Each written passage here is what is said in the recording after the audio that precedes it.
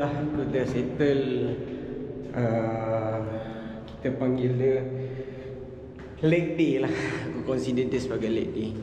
So pesanan penaja untuk korang semua.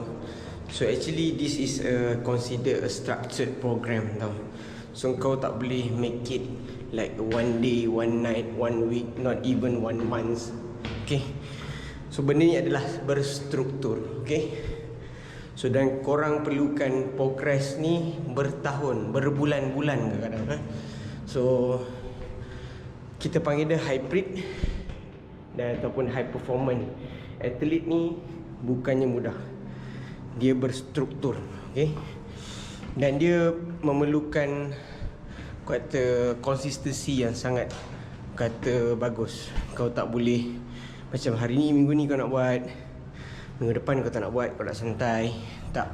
So macam aku ada program. So hari Isnin apa program aku, hari Selasa apa program aku, Rabu dan sebagainya apa program aku.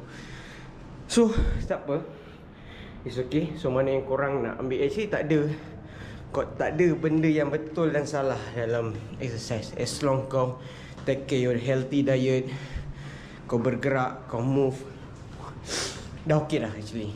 Okay. So tak ada istilah, oh dia ni Mamat ni cara yang betul, cara yang salah, yang tu betul, yang salah. Tak ada. So everything kata semua adalah bagus as long korang bergerak, exercise. Okay. So apa aim korang, itu yang menentukan korang di hari kemudian.